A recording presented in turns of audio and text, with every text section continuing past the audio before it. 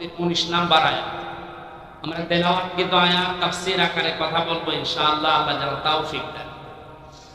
আউযু বিল্লাহি মিনাশ শাইতানির রাজীম। বিসমিল্লাহির রহমানির রহিম।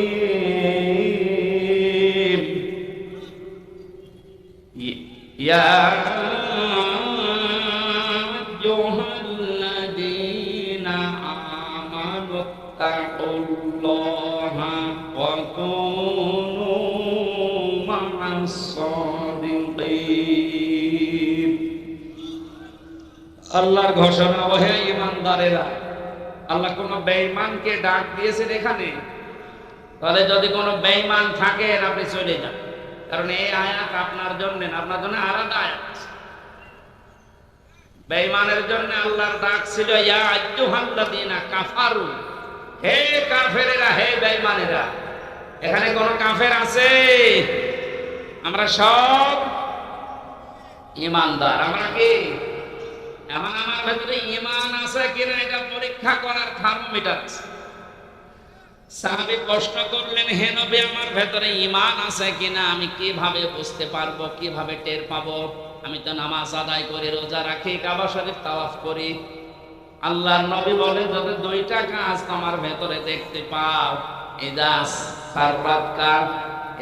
সাররাতকা হাসানাতুকা ওয়া সাআতকা সাজ্জিয়াতুকা, যখন কোনো ভালো কাজ, সমাজ উন্নয়নমূলক কাজ, আল্লাহর পক্ষের, রাসূলের পক্ষের, দ্বীনের পক্ষের কোন কাজ হয়, ওইটা দেখে যখন তোমার ভালো লাগে, আনন্দ লাগে, আর যখন তোমার অন্যায় কাজ দেখলে কষ্ট লাগে, তখন বুঝবে তোমার ঈমান আছে।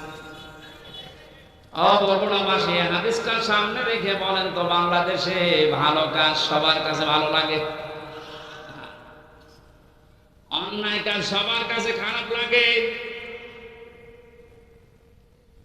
আপনি নিজেই নিজেকে পরিমাপ করতে পারবেন আসলে আপনার ঈমান আছে কিনা। এখন যদি মনে করেন কি আমি শেরপুর মসজিদের সভাপতি, আমার ঈমান নেই, মানে আমি তো শেরপুরের সভাপতি, আর আবু সাহেব ছিল কাবা শরীফের সভাপতি, তার হিসাবে আপনার কোন খবর আছে? শেরপুর বাংলাদেশে কয়জন চেনে? আর কাবা শরীফ সেই জায়গার সভাপতি হয়েও বেঈমান জাহান্নামে গেছে, আর আপনি শেরপুরের সভাপতি হয়ে বগল বাঁধাচ্ছেন যে আমার ঈমান নেই। মানে ভালো কাজ যার কাছে আনন্দ লাগে না, অন্যায় দেখলে যার কাছে কষ্ট লাগে না, সে যেই হোক ওটা বেঈমান। ঈমান আছে কিনা আনসারে জিজ্ঞাসা করা লাগবে, আপনি নিজে টের পাচ্ছেন। সুতরাং ঈমান যাদের আছে, হাদিস অনুযায়ী আল্লাহ পাক তাদেরকে ডাক দিলেন, হে ঈমানদারেরা। আমি আয়াতের তাফসীর পড়তে গিয়ে পেয়েছি 89 জায়গায় আল্লাহ পাক এই শব্দটা কোরআনে দিয়েছেন। আর যখনই ঈমানদারকে তিনি ডাক দেন, তখন তার কুদরতি হাত এভাবে উঁচা করে ডাকেন, ইয়া আইয়ুহাল্লাযীনা আমানু। জোরে বলেন আল্লাহু আকবার। 89 জায়গায় আল্লাহ ডাক দিয়েছেন, তার ভেতরে এইটা একটা, ইত্তাকুল্লাহ, আমি আল্লাহকে ভয় করো, ওয়াকুনু মা'আস সাদিকিন, আর সত্যবাদী যারা তাদের সঙ্গে থাকো। এই আয়াতের নির্দেশ দুইটা। কয়টা? আল্লাহকে ভয় করো, সত্যবাদী যারা আছে তাদের সাথে থাকো। বোঝা হয়ে গেছে না? আল্লাহুম্মা আমিন। মানে আপনি বলছেন বোঝা হয়ে গেছে। এবার আসেন তো এই দুইটা শব্দের ব্যাখ্যা যায়। কোন আয়াত থেকে যদি কেউ তাফসীর শুনতে চায়, করতে চায়, তাফসীরে মাজহারি আল্লামা সানাউল্লাহ পানিপতি রাহমাতুল্লাহ আলাইহি লিখেছেন, কেউ যদি কোরআনে কারিমের কোন আয়াত থেকে কথা শুনতে চায়, কমপক্ষে 5টা বিষয় থেকে তাকে আগে কথা শোনা লাগবে। 1 নাম্বার শুদ্ধ তেলাওয়াত, যেটা করলাম। 2 নাম্বারে যেই ভাষায় কথা বলে ওই ভাষায়, মাতৃভাষায় অর্থ, এটা শুনলাম। 3 নম্বরে ওই আয়াতের ঐতিহাসিক প্রেক্ষাপট, শানে নজুল যেটা বলা হয়, ব্যাকগ্রাউন্ড, এটা আমি বলবো এখন। 4 নম্বরে আয়াতের বাস্তব শিক্ষা দেওয়া লাগবে। ওই মান ধারণা বলে কি হয়েছে এগুলো বাদ দে, এখন বাস্তবতা অনুযায়ী আয়াত আমাদেরকে কি দিতে চায় এই শিক্ষাগুলো জনগণের সামনে দেওয়া লাগবে। 5 নম্বরে আয়াত থেকে যে শিক্ষাগুলো পাবে ওইগুলো নিয়ে বাড়ি যে আমল করবে। আমরা 2টা করে ফেলেছি, শুদ্ধ তেলাওয়াত আর মাতৃভাষায় অর্থ। যেটা সূরা তাওবার আয়াত, কোন সূরা বলেন বলেন? 129টা আয়াত আছে, মাত্র একটা আয়াত পড়েছি, 119 নম্বর আয়াত। তাওবা শব্দের শাব্দিক অর্থ আমরা অনেকেই মনে করি তাওবা মানে আস্তাগফিরুল্লাহ রাব্বি মিন কুল্লি যামবি ওয়া আতুবু ইলাইহি, হয়ে গেল।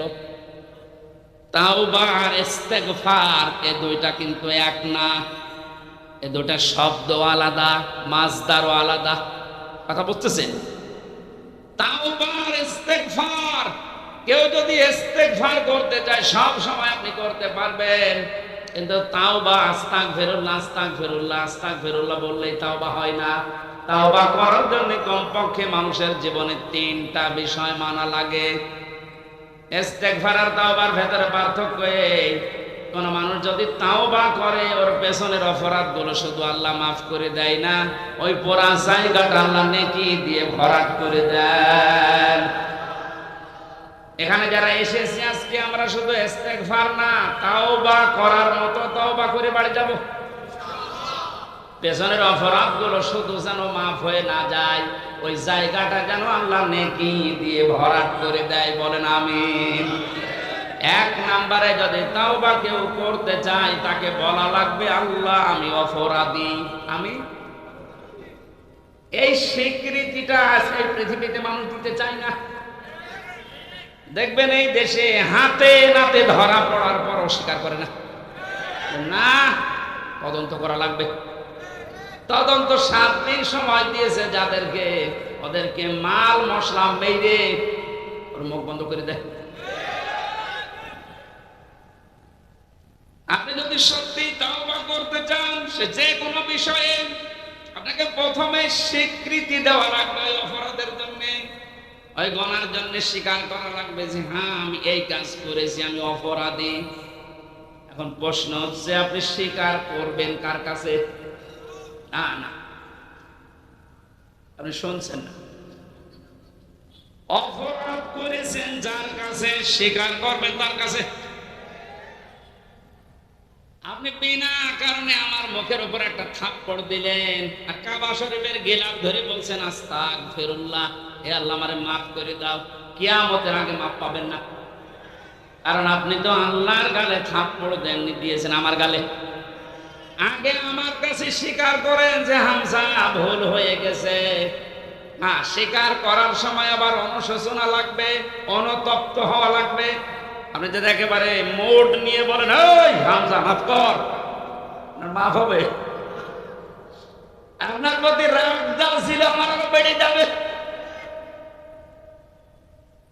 আমি আবার বলছি দ্বিতীয় পয়েন্টটা, তাওবা যদি কেউ সত্যি করতে চায় ওই মানুষটা অপরাধ করবে যার কাছে, স্বীকার করবে তার কাছে। আপনি অপরাধ যদি আপনার স্ত্রীর কাছে করে থাকেন অবশ্যই স্বীকার করবেন স্ত্রীর কাছে, এটা কোনো দোষের কিছু না। স্ত্রীর কাছে দোষ করেছে আর শ্বশুরের কাছে বলছে শ্বশুর আমারে মাফ করে দেন, হবে না।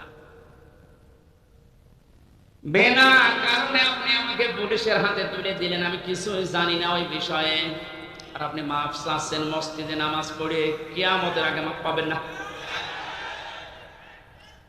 এইটা মনে হয় এলাকায় আছে।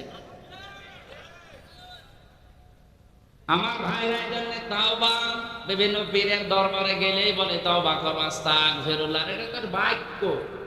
শর্ত আপনাকে মানা লাগবে, স্বীকৃতি দেওয়া লাগবে যে আল্লাহ আমি অপরাধী, অপরাধ করেছেন যার কাছে, স্বীকার করবেন তার কাছে। 2 নম্বরে অনুতপ্ত হয়ে অনুশোচনা নিয়ে। 3 নম্বরে জীবনে এই কাজ আমি আর কোনোদিন করব না, জীবনের মতো ফিরে আসলাম। এই 3টা শর্ত যদি কেউ মেনে নিতে পারে, আল্লাহ পাক বলেন ওর পেছনের অপরাধ শুধু মাফ হবে না, ফাউলাইকা ইউবাদদিলুল্লাহু সাইয়্যাতিহিম হাসানাত। ওর পেছনের পুরা অপরাধ আল্লাহ মাফ করে দিয়ে পুরা জায়গাটা নেকি দিয়ে পাল্টিয়ে দেবেন। বলেন সুবহানাল্লাহ। সূরা তাওবা থেকে যখন কথা শুনছি, আল্লাহ এই তাওবা যেন আমাদের নসিব করেন। এবার আমরা ব্যাখ্যায় যাচ্ছি। আল্লাহ পাক ঈমানদারকে ডাক দিয়ে তাকে ভয় করার জন্য আহ্বান জানিয়েছেন, আদেশ দিচ্ছেন। এখন ভয় কি? জন্মের পর থেকে শব্দটা আমিও শুনছি যে আল্লাহকে ভয় করো, আল্লাহকে ভয় করো। কি এটা কি? তাকওয়ার যে ব্যাখ্যাগুলো আমরা বলি, আধুনিক ব্যাখ্যা হচ্ছে যে যেই বিষয়ে কাজে আছে ওই বিষয়ের জ্ঞান অর্জন করে প্রশিক্ষণ নিয়ে ওই কাজ আঞ্জাম দেওয়ার নাম হচ্ছে তাকওয়া। আমি আবার বলছি, যে যে কর্মজীবনে আছেন, যে যে জায়গাটা দখল করে আছেন, ওই বিষয়ের উপরে জ্ঞান অর্জন করে দক্ষতা প্রশিক্ষণ নিয়ে ওই কাজে আঞ্জাম দেওয়ার নাম হচ্ছে তাকওয়া। না হয়নি? আমি আবার বলছি, তাকওয়া মানে শুধু আমার মতো জুব্বা গায়ে দিয়ে, বড় পাগড়ি গলায় নিয়ে, হাতে তসবিহ নিয়ে শুধু সুবহানাল্লাহ সুবহানাল্লাহ বলা না। তাকওয়া মানে যে যেখানে আছেন ওই জায়গায় ওই জায়গার জ্ঞান অর্জন করে দক্ষতা প্রশিক্ষণ নিয়ে দক্ষতা অর্জন করে ওই কাজ আঞ্জাম দেওয়ার নাম তাকওয়া। এটা যদি আজ বাংলাদেশে থাকতো, আমরা অনেক উপরে চলে যেতাম।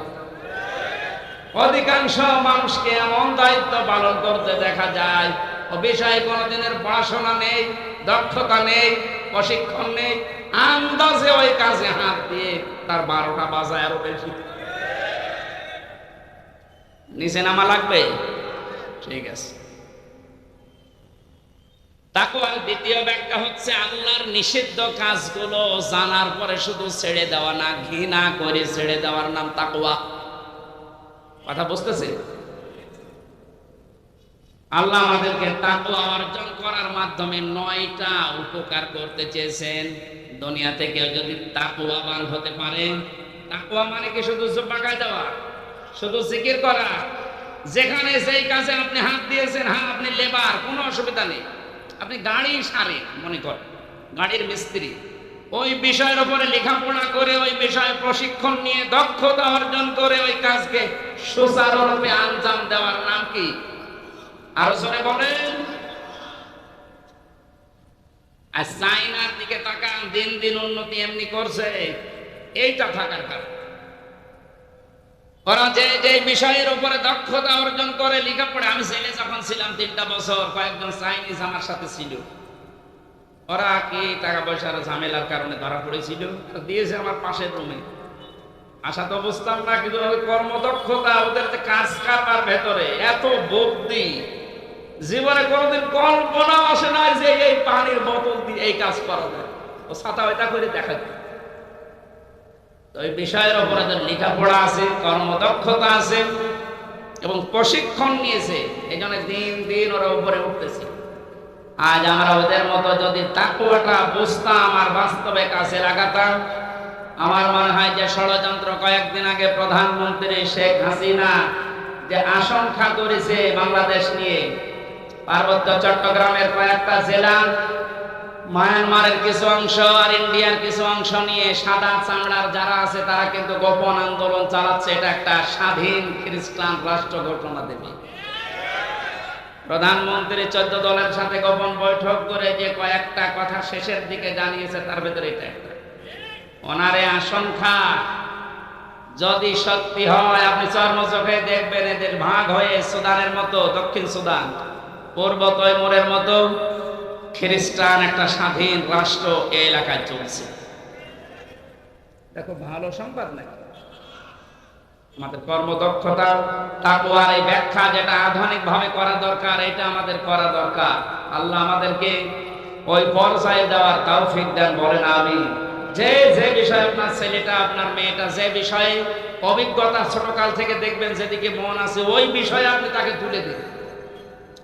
সবাইকে আলেম হওয়া লাগবে, সবাইকে ইঞ্জিনিয়ার হওয়া লাগবে না। যে যে বিষয়ের দিকে যেতে চায়, ধাবিত হতে চায়, ভালোবাসে, ওই বিষয়ে যেন জ্ঞান অর্জন করার জন্য রাস্তা পায়, তাকে ব্যবস্থা করে দেন ও কর্মদক্ষতা অর্জন। কথা বলে না কেন? মায়ের বীর গভীরে যখন বাবার এই বীর্যটা দ্রুত গতিতে যে আশ্রয় নেয়, আল্লাহ রাব্বুল আলামিন বলেন এই যে নেই থেকে আস্তে আস্তে হামজা পর্যন্ত বানালাম। এই যে নেই থেকে পূর্ণতায় যিনি প্রতিটি জিনিসকে পৌঁছিয়ে দেন, আরবিতে তার নাম বলা হয় রব। এই নামটা আল্লাহ নিয়েছেন, এই কারণে হামজা এখানে বসে আছে। আমার বাবার স্ফুলিঙ্গ দিয়ে দ্রুত গতিতে আমার মায়ের রেহেমের ভেতরে যে পানিটা গিয়েছিল, বিজ্ঞান এখন দেখাচ্ছে ওই 1 ফোঁটা নাপাক পানির ভেতরে 40,000 হামজা তৈরি হওয়ার ক্ষমতা ছিল। হয়তো 40,000 ওই পর্যন্ত তৈরি হয়ে দুনিয়া আসতে পারত, কিন্তু কেউ পর্যন্ত যেতে পারেনি। জরায়ের দেওয়ালের সাথে ধাক্কা লেগে অনেকে পড়ে গেছে, অনেকে মারা গেছে। আমি হামজা একা ওই জায়গায় গিয়ে 40 দিনে শুধু পাল্টিয়েছি। আমি নুতফা, মুদগা, আলাকা এগুলো হতে হতে 6 মাসের পরে চামড়া দিয়ে বডি দিয়ে স্ট্রাকচার তৈরি করে আমার ভেতরে আল্লাহর রূহ দিয়ে একটা আকৃতি দিয়েছেন।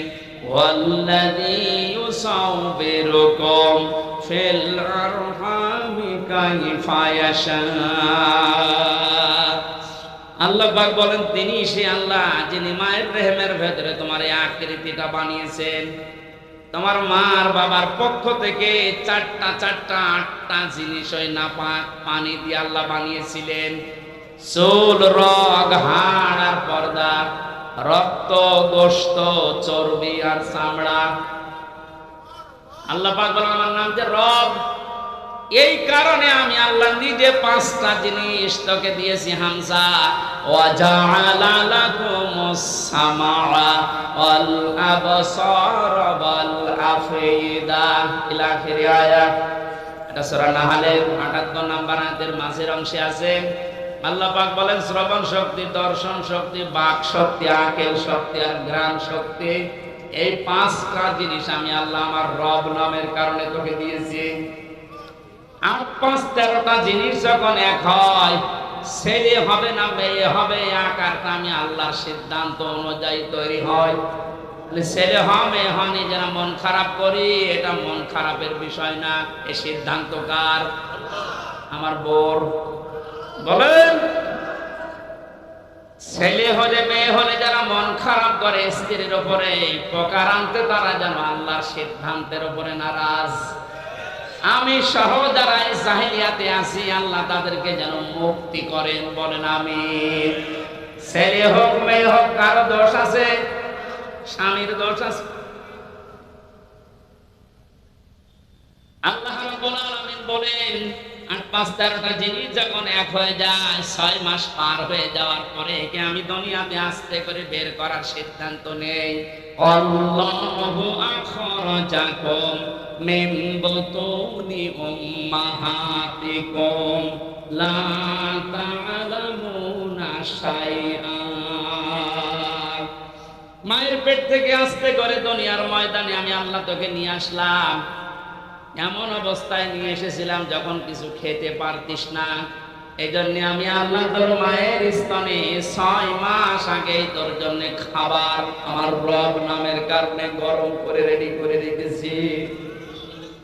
মায়ের স্তনের ভেতরে যদি একটা বোটা দিতাম, চষা মারলে অনেকগুলো দুধ এসে তোর কচি কণ্ঠ আটকে যেত, মরে যেতে, শ্বাস নিতে পারতে না।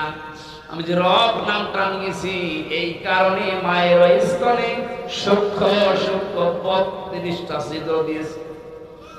একবার চষা দিলে যেন একবার এই দুধগুলো এসে তোর মুখের ভেতরে প্রবেশ না করে, ওই জায়গায় জমা হয়ে সূক্ষ্ম সূক্ষ্ম 32টা ছিদ্র দিয়ে আস্তে আস্তে করে এসে তোর জীবন আমি বাঁচিয়েছি।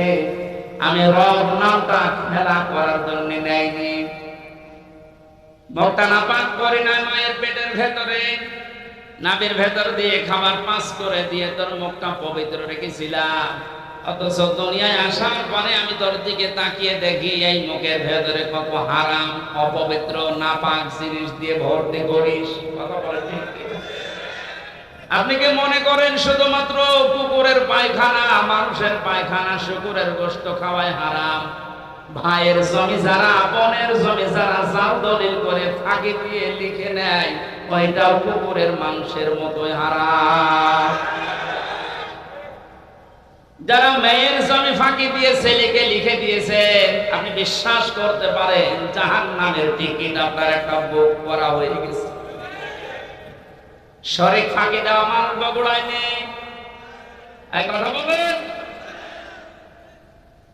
যারা শরীক ফাঁকি দিয়েছেন, আপনার ইবাদত কবুল বন্ধ হয়ে গেছে, আগে ওইগুলো ফেরত দেবেন। আজকেই বাড়িতে বোনের সম্পদ আগে ফেরত দেবেন, তারপর আপনি নামাজ পড়া আরম্ভ করবেন। এখন যদি বলেন সাদা তো ফেরতও দিতে পারে না, নামাজও কবুল হয় না, নামাজই পড়বো না। আপনি নামাজ না পড়লে আল্লাহর ক্ষমতা হারিয়ে যাবে। বলেন, নিজের কপালে নিজে আপনি আঘাত করছেন, নিজের পায়ে নিজে কোড়াল মারছেন, এই সময়টা দুনিয়ায় ফেরত পাবেন না। আমার এখন 32 বছর বয়স, আমি কি জীবনে ইচ্ছা করলে আর 12 বছরে ফিরে যেতে পারবো? আজকের মাহফিলের প্রধান অতিথি, ওনার বয়স মনে করেন এখন 60 বছর। কিয়ামত পর্যন্ত যে চেষ্টা করে 12 বছরে ফিরে যেতে পারবে, যে সময়টা পার করে ফেলেছে আর কোনোদিন ফেরত পাবেন না। সুতরাং এইটাই আমাদের হায়াতের আসল জীবন, এইটার জন্য আল্লাহ একটা কসম দিয়েছেন, ওয়ালা আসরি ইন্নাল ইনসানা লাফি খুসর। আল্লাহ বলেন তোর হায়াতের কসম, তোর হায়াতের কসম, সময়ের কসম, সাবধান, জীবনটা হেলায় খেলায় নষ্ট করে ধ্বংস করে দিও না। পেছনের দিকে তাকাও আর ভাবো, এই সময়টা যেহেতু আর ফেরত আসছে না, সামনে যতটুকু হায়াত আছে এটা আমার কাছে একটা নিয়ামত। এটা কি? ফামান সুহসিহা আনিন নার ওয়া উদখিলাল জান্নাতা ফাকাদ ফাজ ওমাল হায়াতুদ দুনিয়া ইল্লা মাতাউল গুরুর। আল্লাহ রাব্বুল আলামিন বলেন, হে পৃথিবীর মানুষেরা, দুনিয়ার জীবনে বেশি দিন ক্ষমতায় থাকা, বেশি টাকা পয়সা গাড়ি বাড়ির মালিক হওয়া, শরীর স্বাস্থ্য মোটা হওয়া, ভালো হওয়ায় সফলতা না। সফল মানুষ তো ওইটা যাকে আমি আল্লাহ মরণের পরে জাহান্নামের আগুন থেকে মাফ করে দিয়ে জান্নাতি বলে ঘোষণা দেব, এইটাই সফলতা। আর এটা পাওয়ার জন্য দুনিয়ার জীবনে কি করা লাগবে? আস্তে আস্তে করে আপনি জাহান্নামের অন্যায় কাজগুলো ছেড়ে দিয়ে দিয়ে জান্নাতের ভালো ভালো কাজের দিকে এগিয়ে যাবেন। সুতরাং এই দেশে আমরা যারা অন্যায়, অবৈধ, শয়তানি কাজ কারবার আস্তে আস্তে ছেড়ে দিয়ে মানবতার পক্ষে, ইসলামের পক্ষে এই কাজগুলো আস্তে আস্তে যারা আঞ্জাম দিতে পারবো, আপনি বুঝবেন আল্লাহ আপনাকে এই দুনিয়াতে জাহান্নামের পথ থেকে জান্নাতের দিকে এগিয়ে দিচ্ছে, আপনি সফল। আমার হায়াতুদ দুনিয়া ইল্লা মাতাউল গুরুর, এই শব্দটা আল্লাহ এত কঠিন ভাবে কোরআনে দিয়েছেন। হে পৃথিবীর মানুষেরা, ভালো করে শোনো, দুনিয়ার জীবন কিন্তু একটা ধোঁকা। এটা কি? আপনার সন্তান আপনার জন্য ধোঁকা, স্ত্রী ধোঁকা, টাকা পয়সা, ক্ষমতা, প্রভাব, প্রতিপত্তি, সবগুলো আল্লাহ বলেন ধোঁকা। বিশ্বাস যদি না হয়, মিথ্যা মিথ্যায় চোখ বন্ধ করে দেখেন এগুলো কেমন ধোঁকা। আল্লাহ এই ধোঁকাটা এখনই আমাকে বোঝার তৌফিক দিন। বগুড়াবাসী, এটা যত তাড়াতাড়ি বুঝতে পারবেন তত তাড়াতাড়ি আপনার কল্যাণ হবে। আপনি যদি এখনই বোঝেন যে হ্যাঁ এগুলো আসলে ধোঁকা, আপনার অন্যায় অবৈধ কাজের ভাগ দুনিয়ায় কেউ নেবে না, অথচ অবৈধ কাজ করে যা কামাই করবেন ওগুলো ভাগ নেওয়ার জন্য হাজারো মানুষ বসে আছে। এই ধোঁকা থেকে বাঁচার জন্য আল্লাহ রাব্বুল আলামিনের সাহায্য কামনা করা দরকার। আল্লাহ পাক আমাদেরকে জানিয়েছেন, আমি যে নামটা নিয়েছি রব, তোকে আস্তে আস্তে করে দুনিয়ার জীবনে এনে মুখটা পবিত্র করে রেখেছিলাম, তুই মুখটা পবিত্র রাখতে পারলি না। হারাম, অবৈধ এবং নাপাক জিনিস দিয়ে মুখটা পবিত্র অপবিত্র করে আমার কাছে আসলি। আমি তো শুধু নাম নিয়ে শেষ করে দেয়নি, নামের কার্যকারিতা, গুণাগুণ আমি আল্লাহ ওগুলো বাস্তবে বহন করি। আমি রাজ্জাক নাম নিয়েছি, শুধু নিয়েই শেষ করে দেয়নি, রাজ্জাক নামের কারণে পৃথিবীর যত সৃষ্টি আছে সবাইকে আমি আল্লাহ রিজিক দেই। জোরে বলেন সুবহানাল্লাহ। রিজকের দায়িত্ব কার? আর জোরে বলেন। জাহান্নাম থেকে বাঁচার দায়িত্ব কার? যেইটার দায়িত্ব আল্লাহ আমাদেরকে দিয়েছে, নয়টার বিষয়ে আমরা বেখবর হয়ে আছি, বেহুশ হয়ে আছি। আল্লাহ আমাদের আমলের ইমানের উপরে ভিত্তি করে আখিরাতে নাজাত দেবে, এইটার কোনো খবর আমাদের নেই। অথচ যেটার দায়িত্ব আল্লাহ নিজের হাতে নিয়েছেন ওইটা নিয়ে পেরেশান হয়ে আজ হাজারো মানুষ জাহান্নামের টিকিট কেটে বিদায় দিচ্ছে। আল্লাহ তাআলার গরুরটা একটু বোঝার তৌফিক আমাদেরকে দাও না, বলেন আমিন। এখানে এমন আল্লাহর উপর আমরা ঈমান এনেছি যার অস্তিত্ব আছে, যার নাম আছে, প্রতিটি নামের গুণাগুণ আছে, কার্যকারিতা আছে। তিনি হুকুম দিয়েছেন, দিয়ে আর কাম দিয়েছেন। এগুলো যারা বিশ্বাস করে বাস্তব জীবনে মানতে পারে, এই মানুষগুলোই আসল নেকির কাজে আছে। ওয়াল ইয়াউমিল আখিরিন, কিয়ামতের ময়দানের বিশ্বাস দৃঢ় থাকা লাগবে। কিসের বিশ্বাস? জন্মের পর থেকে আমার মনে হয় আমরা এই শব্দের সাথে পরিচিত যে কিয়ামত হবে, কিয়ামতে জবাব দেওয়া লাগবে। এটা যে নেকির কাজ, এটা যারা বিশ্বাস করেছিল তাদের জীবনের দিকে আপনি তাকান। আল্লাহ ঘটনাগুলো এমনি খেলা করার জন্য শুনিয়েছেন তা না। খলিফাতুল মুসলিমিন হযরত ওমর, এই যে হিসাব, এটা বিচার, এটা যে কি জিনিস আমরা এখনো অনেকে টের পাই না। উনি বিশ্বাস করেছিলেন যে বিচার হবে, হিসাব দেওয়া লাগবে। সন্তানটা ভর্তি করে দিলেন মাদ্রাসায়। হযরতে আব্দুল্লাহ, ওই একই জায়গায় হুসাইন হযরতে আলীর সন্তান লেখাপড়া করত। হযরতে হুসাইন রাদিয়াল্লাহু তাআলা আনহু বারবার কলম ফেলে দিচ্ছিলেন। আব্দুল্লাহকে বলেন তুলে দাও। একবার, দুইবার, তিনবার তুলে দেওয়ার পর উনি বললেন, হুসাইন বারবার কলম ফেলে দাও, আমারে তুলতে বলো, আমি কি তোমার গোলাম, চাকর, খাদেম নাকি? হযরত হুসাইন মুখ ফসকে বলে ফেলেছেন, আব্দুল্লাহ তুমি শুধু চাকর না, তুমি খাদেম না, তুমি খাদেমের বাচ্চা খাদেম। অথচ ওই সময় প্রেসিডেন্টের ছেলে বাড়িতে গিয়ে বলছে, আব্বা আমি আর মাদ্রাসায় যাব না, হুসাইন আমাকে গালি দিয়েছে, আমি নাকি খাদেমের বাচ্চা খাদেম, তুমিও নাকি খাদেম, তুমি যদি বিচার না করো এই মাদ্রাসায় পড়াই বন্ধ করে দেব। খলিফাতুল মুসলিমিন হযরত ওমর বললেন, সন্তান এখন না, বিচার জমার দিন নামাজের সময় করব। খুতবা দিচ্ছিলেন, ডাক দিয়ে বললেন, হুসাইন এখানে আসো। বলে হ্যাঁ, সামনে আসো। তুমি আমার সন্তানটাকে গালি দিয়েছো? বলে হ্যাঁ দিয়েছি। কেন দিলে? ইমাম হুসাইন ডাক দিলেন, খলিফা বুকে হাত দিয়ে বলেন তো, আপনি কি আমার নানার খাদেম ছিলেন না?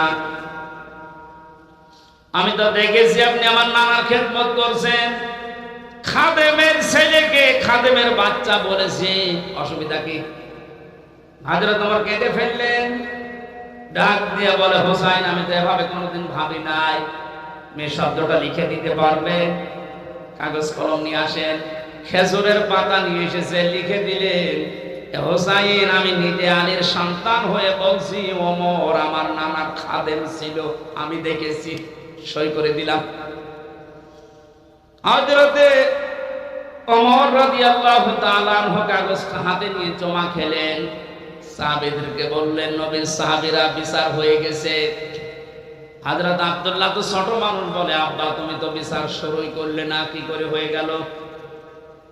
হযরত ওমর বলে, সন্তান যে বিচার করেছে দুনিয়া না, মরণের পর কাছে লাগবে।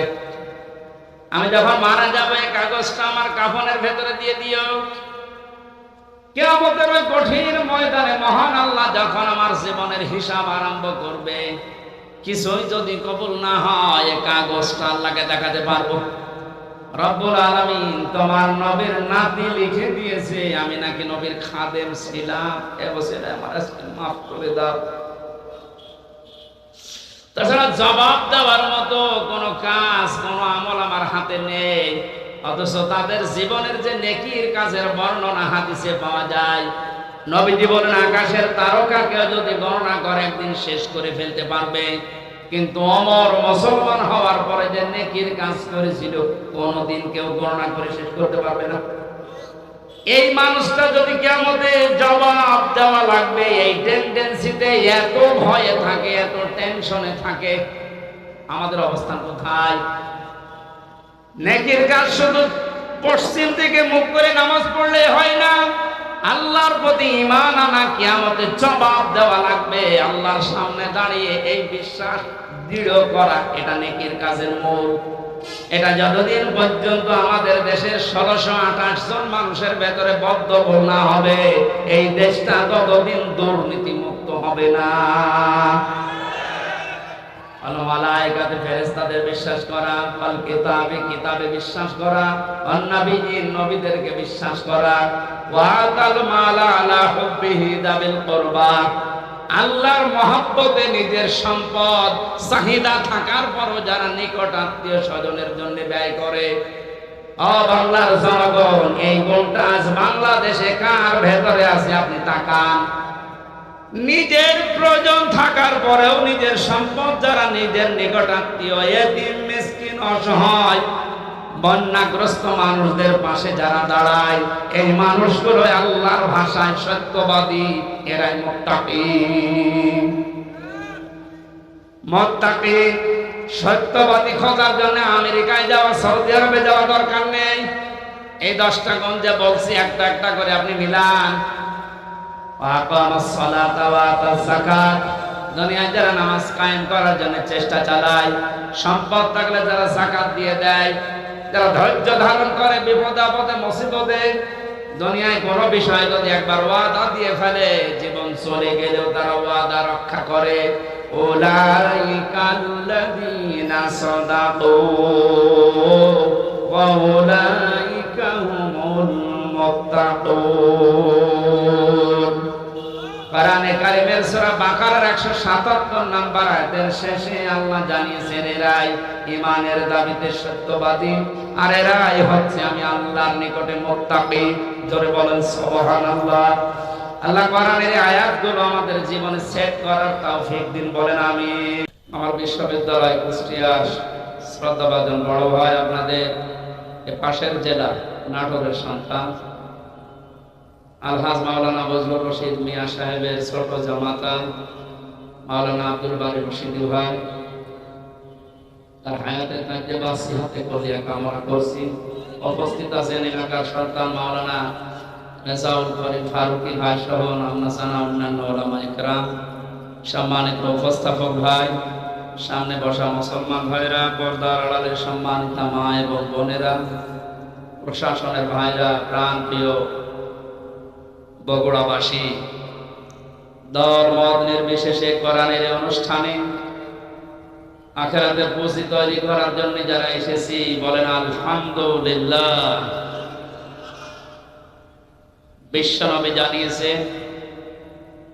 কোরআনে কারিমের জন্য যে সময়টুকু মানুষ দুনিয়ায় ব্যয় করবে, মরণের পরে ওই সময়ের ওই সম্পদের হিসাব আল্লাহ নেবেন না।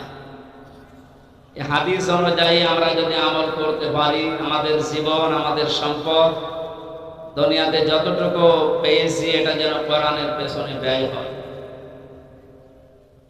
বিশ্বনবী বলেন, মান কোরআন কোরআনা ফাস্তাযহারাহু ফাহাল্লা হালালাহু ওয়া হাররামা হারামাহু আদখালাহুল্লাহুল জান্নাহ ওয়া শাফাআহু ফি আশারাতিন মিন আহলি বাইতিহি কুল্লুহুম ক্বাদ ওয়াজাবাত লাহুন নার। ইবনে মাজাহ শরীফের হাদিস। অনেক আলেম এখানে বসে আছে, শব্দের দিকে খেয়াল করেন। আল্লাহ পাক বলেন, বিশ্বনবী মুহাম্মদ রাসূলুল্লাহ আমাদেরকে জানিয়েছেন, এটা মান ক্বারাআল কুরআনা, যে ব্যক্তি আল্লাহর এই কোরআন পড়ে। কোরআন পড়া বলতে আমরা 4টা বিষয় বুঝি। শুদ্ধ করে পড়া, এর মর্ম মানে বোঝা, এর উপর নিজের জীবনকে সেট করা, আর এইটা মানুষকে মানার মতো পরিবেশ তৈরি করে দেওয়া। কোরআন পড়া বলতে কয়টা বিষয় পেলাম? আপনি এবার মেলান তো, আপনি আসলে কোরআন পড়েন কিনা। মাহফিলের সভাপতি, প্রধান অতিথি সহ যারা এসেছি, যদি জিজ্ঞাসা করেন কোরআন পড়েন, এক বাক্যে আমরা বলবো হ্যাঁ আমরা পড়ি। করা শব্দটার ব্যাখ্যা, নবীজি বলেন পড়া কোরআনে তিনটা শব্দ আল্লাহ দিয়েছেন, কোরআন পড়ো। এ ব্যাপারে কয়টা? এটা ক্লাস চলছে এখন, জবাব দেবেন ছাত্রের মতো। এটা স্কুল এবং কলেজ না?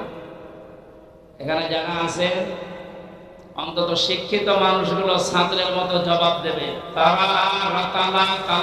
তিনটা শব্দ আছে কোরআন পড়ার ব্যাপারে, তিনটার ব্যাখ্যা হচ্ছে কেউ যদি কোনো বিষয় পড়তে চায় সে যেন শুদ্ধ করে পড়ে। কি করে? অশুদ্ধ পড়লে অর্থ পাল্টিয়ে যাবে। এখানে অনেক মানুষ এমন বসে আছে নামাজে দাঁড়ালে পড়ে ইযা জাআ নাসরুল্লাহি ওয়াল ফাত। হয়েছে?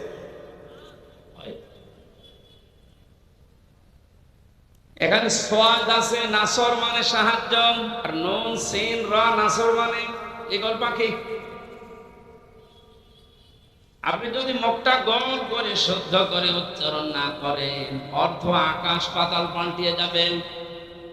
আল্লাহ পাক বলেন ইযা জাআ নাসরুল্লাহি ওয়াল ফাত।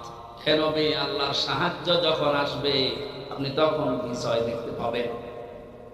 যদি মুখটা গোল না করে সিন দিয়ে উচ্চারণ করেন, অর্থ হয়ে যাচ্ছে হে নবী, যখন শকুন আসবে, ঈগল পাখি আসবে, তখন আপনি বিজয় পাবেন।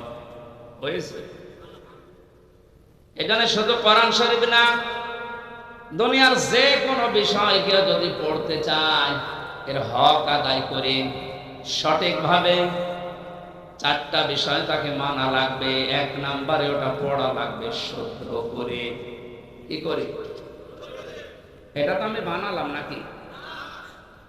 কোরআনে কারীম জানিয়েছে ওয়ারাত্তিলিল কুরআনা তারতিলা। হে নবী, আপনি কোরআন পড়বেন শুদ্ধ করে, স্পষ্টভাবে, থেমে থেমে। তাই প্রধান অতিথি সহ যারা এখানে আছেন, নবীজির এই হাদিসের প্রথম অংশটা আমরা একটু মিলাই আমাদের জীবনে। নবীজি জানিয়েছেন যে ব্যক্তি কোরআন পড়ে, আপনি তো বলছেন আমি কোরআন পড়ি, তাহলে এটা শুদ্ধ করে পড়া লাগবে আপনাকে। আমি আল কোরআন রিসার্চ ফাউন্ডেশনের সদস্য ছিলাম এক সময়। আমি দেখেছি এই দেশের জরিপে 100 জনের 95 জন আল্লাহর কোরআন শরীফ শুদ্ধ করে পড়তে পারে না। এই রিপোর্ট কি খুব ভালো রিপোর্ট? এজন্য আহ্বান জানাচ্ছি অন্য ধর্মের লোক এখানে যেহেতু নেই, আমরা সব মুসলিম দাবি করছি, আমাদের জীবনের 1 নাম্বার টার্গেট বানানো লাগবে আল্লাহর এই কোরআন আমরা শুদ্ধ করে পড়ব। 2 নাম্বারের মর্ম মানে বুঝতে হবে। কেন? কোরআনে কারীম জানিয়েছে ওয়াইদা সামিউ মা উনজিলা ইলার রাসূলি তারা আ'য়ুনাহুম তাফিদু মিনাদ দামি মিম্মা আরাফু মিনাল হক ইলা আখির আয়াত। সূরা মাইদা 7 নাম্বার পারার 1ম নাম্বার পৃষ্ঠার 1ম নাম্বার লাইনের 83 নাম্বার আয়াতের প্রথম অংশে আছে। এটা তাফসিরে ইবনে কাসিরে পাবেন। আল্লাহ পাক বলেন, হে নবী, আপনি যখন আমার বান্দাদের সামনে কোরআন পড়বেন, যারা এর মর্ম বাণীগুলো অনুধাবন করতে পারে, বুঝতে পারে যে আমি কি বলতে চাই, আপনি দেখবেন তাদের চোখ দিয়ে মনের অজান্তে পানি পড়ছে। কোরআনের আলোচনায় সবার চোখের পানি আসবে না, এটা বোঝার মতো যোগ্যতা আপনার থাকা লাগবে। এখানে কোরআন যদি কেউ হক আদায় করে পড়তে চায়, মাস্ট বি তাকে এটা বোঝার চেষ্টা চালাতে হবে। 4বার আল্লাহ এই ঘোষণা আমাদেরকে কোরআনে শোনাচ্ছেন, ওয়ালাকাদ ইয়াসসারনাল কুরআনা লিযিকরি ফাহাল মিন মুদ্দাকির। অবশ্যই আমার এই কোরআনকে আমি বোঝার জন্য, পড়ার জন্য, এটা মানার জন্য সহজ করে দিয়েছি। কেউ কি আসো এখান থেকে শিক্ষা নেওয়ার জন্য? অবগত মক্কাবাসী, আমরা আজকে থেকে আল্লাহর এই আফসোস আর থাকতে দেব না। যতদিন জীবন আছে কোরআন বুঝে মরার চেষ্টা করব ইনশাআল্লাহ। 3 নম্বরে শুধু না, এটা আমাদের বোঝার চেষ্টা চালাতে হবে। কিচ্ছু লাগবে না, লিখে ফেলে কষ্ট, আমার কাছে কিচ্ছু দেবেন না আর এখানে কথা বলবেন। হ্যাঁ, আবার কারে চা দিচ্ছেন আপনি? পেছনে যে কয়জন আছে দিয়ে শেষ করে দিন, তাড়াতাড়ি করুন। একটা কেলাস চলছে, চা খাচ্ছে, সবাইকে চা দেন। হ্যাঁ, তাড়াতাড়ি করেন, ডিস্টার্ব করলে কিন্তু বসাতে পারবেন না। এটাকে আমি আগে মারছি। বিশ্ববিদ্যালয়ে আমরা দেখি 40 থেকে 45 মিনিট। আমরা 1 ঘন্টা ক্লাস যদি নেই, 1 ঘন্টা ক্লাস নিলে কমপক্ষে 20 ঘন্টা পড়া লাগে। এটাতে কি মারা ক্লাস চলছে নাকি? এক ছাত্র এসে স্যারের কাছে বলছে, স্যার হয় ছুটি দেন নাই আমি গেলাম। ছুটি দেন নাই আমি গেলাম মানে তার রোল নাম্বার কত? 82। 82 মানে ক্লাসে ছেলে মেয়ে কয়টা? 82টা। 82টা ছেলে, কি রোল নাম্বার কত? খুব ভালো ছাত্র, ওর জীবনে কোনো এম আছে, কোনো উদ্দেশ্য আছে? শুধু আসে, এটা আনন্দ ফুর্তি করছে। আপনার কি ওইরকম ছাত্র নাকি? আজকে যখন এসেছেন এই প্রচন্ড গরমে কষ্ট স্বীকার করে, অন্তত 1 ঘন্টায় যেন কিছু বাড়ি নিয়ে আমল করার জন্য যেতে পারে। আমি যে শব্দগুলো বোঝাচ্ছি খুব কঠিন কঠিন শব্দ, এতদিন আপনি শোনেননি। কোরআন পড়ার ব্যাপারে কয়টা শব্দ আছে আপনি জানতেন?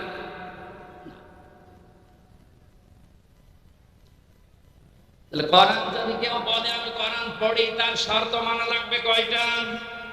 1 নম্বরে শুদ্ধ করে, 2 নম্বরে বুঝতে হবে, 3 নম্বরে যে বুঝবে ওই বিষয়ের উপরে তার বাস্তব জীবনে আমল করা লাগবে।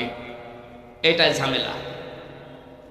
আমরা জানি না এখানে এমন কেউ নেই যে টাকা ছেড়ে রাখে। যারা টাকা আসে, সুদের এই টাকা নেওয়া হারাম, এ জানে নাকি? হিন্দুও জানে, কথা বলেন। এটা জানার পর আমাদের আমল আছে। বলে এই যে 1 বিঘা জমি দেয়, 1 লক্ষ টাকা নেয়, 8-10 বছর এটা চাষ করে খায়, যখন ফেরত দেয় তখন 1 লক্ষ টাকায় ফেরত দেওয়া লাগে। এই সিস্টেম আছে না দেশে? এই নাম কি? এগ্রিমেন্ট। না না, এটা জায়েজ আছে, খাই খানা সেটা যেটা 1 বিঘা জমি দেবেন, 10,000 টাকা নিয়ে নেবেন, ওই খেয়ে দেয় 100,000 টাকা ফেরত দেওয়া লাগে। এই সিস্টেম আছে? আছে, কিন্তু তো এখন জানে যে এটার ভেতরে আমি নেই, আর আমি আরো বেশি নাকি না। ছোট্ট একটা কথা কয়েক সেকেন্ডের ভেতরে বলছি। আমার আমারাদান জিকিরি ফাইন্না লাহু মাঈশাতান দনকা। কোরআনে কারীমের সূরা তাহার 124 নম্বর আয়াতের প্রথম অংশে আছে, আল্লাহ পাক বলেন, আমার নিয়ম নীতি বাদ দিয়ে, আমার কোরআনের বিধান বাদ দিয়ে যদি কেউ উপায় করে, টাকা পয়সা আসবে, চর্ম চোখে দেখবে, বহু কিছুর মালিক হচ্ছে, কিন্তু ওর জীবনের এই আয় উন্নতিতে আমি কোনো বরকত রাখবো না। তাফসীরে কাবীরের ভেতরে দঙ্কার ব্যাখ্যা লিখেছে 7টা। এখানে আলেম আছে না? দঙ্কার 1 নম্বর ব্যাখ্যা হচ্ছে, পৃথিবীতে আল্লাহর নিয়ম নীতি, আল্লাহর আইন বাদ দিয়ে কেউ যদি উপায় করে, ওই টাকা পয়সা, ওই অর্থ সম্পদের ভেতর থেকে আল্লাহ বরকত তুলে নেয়। 2 নম্বরে ওই মানুষগুলো যখন মারা যাবে, এই অবৈধ সম্পদের কারণে এই মানুষটা বেঈমান হয়ে মরবে। 3 নম্বরে ওই মানুষকে আল্লাহ ওই অবৈধ সম্পদ দুনিয়াতে ভোগ করার সুযোগ দেবে না। এটা যে দেয় না তার বাস্তব প্রমাণে দেশে নেই, নাম ধরা লাগবে। কত মানুষ আজ অবৈধভাবে উল্টা পাল্টা করে কামাই করে টাকা রাখার জায়গা নেই, ফ্রিজে রাখে, বালিশের ভেতরে রাখে। এটাও হচ্ছে না, বানাচ্ছে বেগম পাড়া। ভোগ করতে পারবেন, যদি এগুলো ভোগ করে যেতে পারেন তাহলে কোরআন মিথ্যা হয়ে যাবে। আর আপনার মতো নাফরমানের জন্য কোরআন শরীফ মিথ্যা করবে। যেন দুনিয়াতে আপনাকে ওই টাকা ওই সম্পদ ভোগ করার সুযোগ দেবে না, এর আগে আপনি ফটো তুলবেন। 4 নাম্বারটা একটু ঝামেলা, এটা বাদ যাক। যারা আল্লাহর নিয়ম নীতি বাদ দিয়ে উপায় করেন সুদ ঘুষ, মানুষের উপরে জুলুম করে ফাঁকি দিয়ে অন্যায় ভাবে যেভাবে উপায় করছেন, আপনার মরণে দৃষ্টান্ত সৃষ্টি হবে দুনিয়ায়, পৃথিবী সাক্ষী হয়ে থাকবে আপনার মরণে। এটাও বেশি বলে ফেললাম নাকি? আপনাকে মনে করছেন আমি সব বানালাম একটা একটা করে? না, যেগুলো বলছি সব আমি পড়িয়ে এসেছি। অবৈধ ইনকামের মানুষকে আল্লাহ দৃষ্টান্ত করে রাখে দুনিয়াতে, তার মরণকে ইতিহাস বানিয়ে রাখে। আপনি এমনি টের পেয়েছেন, আমি জানি। এজন্য আমরা সাবধান হব। জানি সবাই এটা হারাম, কোরআন থেকে হাদিস থেকে পড়েছি, জানার পরও যে লোকটা মানে না, ওর কোরআন পড়া হয়নি। 4 নাম্বারটা, এটা সবচাইতে বড় ঝামেলা এবং কঠিন। নবীজি বলেন, কেউ যদি কোরআন পড়ে এই কথা বলে সে শুদ্ধ করে পড়বে, সে ওইটা বোঝার চেষ্টা চালাবে, নিজে মানবে, এবং এটা মানুষ যেন মানতে পারে সেই ব্যবস্থা করে দেবে। এটা ঝামেলা না? এটা যদি আজকেও করতে চায়, সে সবচাইতে বড় বিপদে আছে এই বাংলাদেশে। আমি কোরআন পড়ি, আমি শুদ্ধ করে পড়ি, আমি বুঝি, এবং আমি যতটুকু বুঝি অতটুকু মানার চেষ্টা চালাচ্ছি, অসুবিধা নেই। 4 নাম্বারটা, আমি যতটুকু মানি এটা মানুষ যেন মানতে পারে, ওই ব্যবস্থা আমি করে দিতে চাই। এটা কোরআন পড়ার 4 নাম্বার শর্ত। এক কথা বলছেন? 4 নাম্বারটা কি সহজ না কঠিন? এটা করতে গেলে আজ পদে পদে বিপদ। তাহলে 4টা শর্ত যারা মানে না, ওদের কোরআন পড়া হচ্ছে। জন্মের পর থেকে এটা শুনেছি, কেউ যদি কোরআনের একটা হরফ পড়ে তার নেকি হয় কয়টা? হ্যাঁ, আপনার পড়া তো আবার পড়ার মতো হওয়া লাগবে। আপনি যদি আমার ছোট মেয়ের মতো পড়েন, আর বয়স 4 বছর, ও তো পড়ে, এক লাইন পড়তে গেলে 1 লাইনে যদি 10টা শব্দ থাকে 9টা ভুল করে, ওর পড়া হচ্ছে। আপনার পড়াও তো এরকম হয়ে যাচ্ছে। নবীজির হাদিসের প্রথম শব্দ ছিল, যে ব্যক্তি কোরআন পড়ে তার মানে 4টা শর্ত যারা দুনিয়ায় মানতে পারে ওদের পড়া হয়, আর ওদের প্রতিটি অক্ষরে 10টা করে নেকি হয়। দ্বিতীয় শব্দ ছিল ফাস্তাসহারাহু, কোরআন পড়ে শেষ করে দেয় না। যে ব্যক্তি কোরআনকে ঝাড় করার চেষ্টা চালায়, যারা আরবি গ্রামার বোঝে, ফাস্তাসহারাহু এই শব্দের ব্যাখ্যা আমি যত পেয়েছি, আধুনিক ব্যাখ্যা হচ্ছে প্রকাশ করা, এজাহার করা, দাঁড় করানো, স্পষ্ট করা, কায়েম করা, বিজয় করা। কোরআন যারা পড়বে ওই 4টা হক অনুযায়ী এবং কোরআনকে বিজয়ী করার জন্য যারা চেষ্টা চালাবে, এই সংখ্যা বাংলাদেশে কম না বেশি? একটা জরিপ পেয়েছিলাম, এই দেশের 100 জনের 15 জন মানুষ শুধু মন থেকে চায় যে কোরআনে কারিমে দেশে ফাস্তাসহারাহু এটা বিজয়ী হোক, আর বাকি 100 জনের 85 জন শুধু টানা আনায় আছে। দ্বিতীয় পয়েন্টটা হচ্ছে না। 3 নম্বরে কি ছিল? ফাহাল্লা হালালাহু ওয়া হারামা হারামাহু। যে ব্যক্তি কোরআনকে ইজহার করতে পারে, এই ব্যক্তি হালালকে হালাল মানবে, হারামকে হারাম মেনে ছেড়ে দেবে। আদখালাহুল্লাহুল জান্নাহ, নবীজি বলেন আল্লাহ তাকে জান্নাতে দিয়ে দিয়েছে। জান্নাতে দেবে, হ্যাঁ দিয়ে দিয়েছে। শব্দটার দিকে আমি খেয়াল করে চিন্তা ভাবনা করেছিলাম, নবীজি অতীতের শব্দ বললেন কেন? এটা পাস্ট, এটা মাঝি। আদখালা ইউদখিলু, নবীজি মোজারে দিতে পারতেন, মাঝি দিলেন, অতীতের পাস্ট দিয়েছেন কেন? তার মানে কোন পরিবার, সমাজ এবং রাষ্ট্রে যদি কোরআন বিজয় থাকে, ওখানে হালালকে হালাল মানা আর হারামকে হারাম জেনে ছেড়ে সহজ। যে সমাজে, যে দেশে কোরআন বিজয় নেই, ওখানে হালালকে হালাল জানার পর আপনি মানতে পারবেন না। এক কথা বলছেন, হারামকে হারাম জানার পর আপনি ছেড়ে দিতে পারবেন না। নাকি এই জায়গাগুলো দেশে নেই?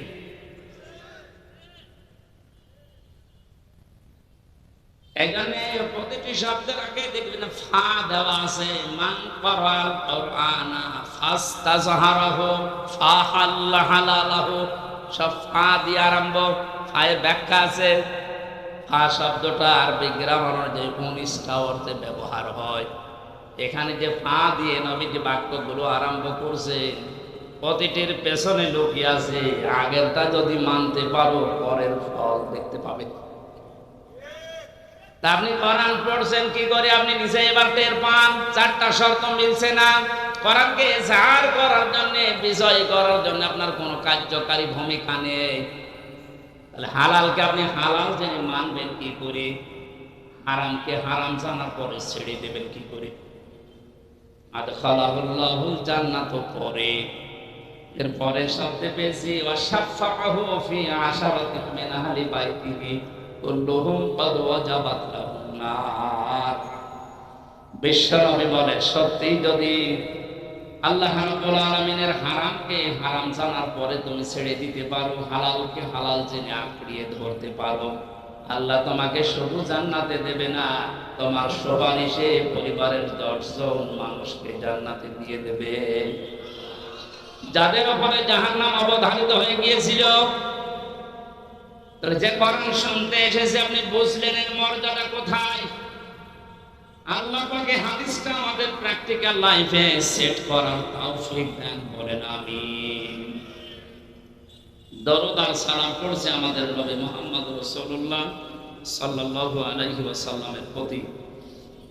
মহান আল্লাহ তার যে সমস্ত নাম আছে, এই নামগুলো দুনিয়াতে কয়েকটা নবীর নামের শেষে দিয়েছে। তার ভেতরে আমাদের নবীকে আল্লাহ দিয়েছেন রাউফুর রহিম, খুলুকুন আযীম। ইব্রাহিম নবী আলাইহিস সালামকে ইসমাঈল নবীকে দিয়েছিলেন গোলামিন হালিম, আমার সহনশীল বান্দা। ইসহাক নবীকে ডাক দিয়েছিলেন গোলামিন আলিম, আমার জ্ঞানী বান্দা। আর মুহাম্মদুর রাসূলুল্লাহকে দিয়েছেন খুলুকুন আযীম, আমার মহান বান্দা। এত বড় চরিত্র আমার নবী মুহাম্মদুর রাসূলুল্লাহকে আমি দিয়েছি, কিয়ামত পর্যন্ত মানুষ শুধু অনুসরণ করে যাবে, এর কোল কিনারা কিছু পাবে না। বলেন সুবহানাল্লাহ। সেই নবীর আদর্শ আজ আমাদের সামনে পড়ে আছে। জন্ম থেকে মৃত্যু পর্যন্ত তাকে বাদ দিয়ে আপনি কাকে আদর্শ মেনে চলেন? আপনার বিবেককে প্রশ্ন করেন। আল্লাহ ঘোষণা দেওয়া একটা আদর্শ আছে দুনিয়ায়, কয়টা? বলেন বলেন। আল্লাহ নিজে ঘোষণা দিয়েছেন যে এই আদর্শটা মেনে চলো। ইয়াসিন ওয়াল কুরআনিল হাকীম। ইয়া মানে হে, সিন মানে সাজ্জেদ। আল্লাহ পাক জানাতে চেয়েছেন, হে নেতা, দুনিয়াতে আল্লাহর ঘোষণা দেওয়া নেতা আদর্শ মাত্র একটা, তার নাম মুহাম্মদুর রাসূলুল্লাহ। আল্লাহ রাব্বুল আলামিন পুরা কোরআনে নবীকে 7টা নামে বিশেষভাবে ডাক দিয়েছেন। তার ভেতরে ইয়াসিন, তাহা, মুহাম্মদ, আহমদ, আব্দুল, মুজাম্মিল, মুদাসসির। অবগুণবাসী বিবেক যদি থাকে আজকে কাজে লাগাবেন। আল্লাহর ঘোষণা দেওয়া নেতা আদর্শ যার নাম তিনি জানিয়েছেন মুহাম্মদুর রাসূলুল্লাহ, সেটা বাদ দিয়ে যদি পৃথিবীর কাউকে আপনি অনুসরণ করেন, অনুকরণ করে চলেন, আপনি মরতে দেরি, জাহান্নামে যেতে দেরি হবে না। এইটা আমি বানালাম না, এটা মানুষ। ইমাম বুখারী রাহমাতুল্লাহ আলাইহি বুখারী শরীফ লেখার আগে একটা কিতাব লিখেছেন আল আদাবুল মুফরাদ। এখানে একটা হাদিস তিনি এনেছেন, 6 প্রকার মানুষকে আল্লাহ বিনা বিচারে, বিনা হিসাবে, কোনো হিসাবও নেবে না, বিচারও করবে না, মরণের পরে তাদেরকে আল্লাহ জাহান্নামে পাঠিয়ে দেবে। তার 3 নাম্বারে তারা দুনিয়াতে যাদের আদর্শ মুহাম্মদ রাসূলুল্লাহ ছিল না।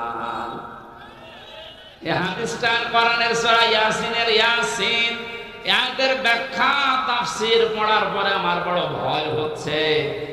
এই পৃথিবীতে হাজারো মানুষ মুহাম্মদ রাসূলুল্লাহর আদর্শ না মানার কারণে যাচ্ছে। আল্লাহ তুমি আমাদেরকে বাঁচাও, বলেন আমিন। আমি এটা বলে আপনার ক্ষতি করে ফেললাম? হ্যাঁ, আপনি তো ধরা খাবেন। চোখ বন্ধ হওয়ার পরে আপনি এখন ধরা খাবেন। নবীজির একটা কথা 100 ভাগের 1 ভাগ মিথ্যা নেই। যাদের আদর্শ এখন ঠিক হয়নি, মুহাম্মদ রাসূলুল্লাহ বাদ দিয়ে অন্য কাউকে যারা মেনে চলছেন, এখনই তওবা করে পরিবর্তন হবে। এত আপনার কোনো হিসাব নেই, বিচার নেই। আপনি মরে গেলে বিনা হিসাবে বিনা বিচারে জাহান্নামী। আল্লাহ তুমি আমাকে সহ যারা আমরা এসেছি এটা বুঝে মানার তাওফিক এখন দান করো। আরো জোরে বলেন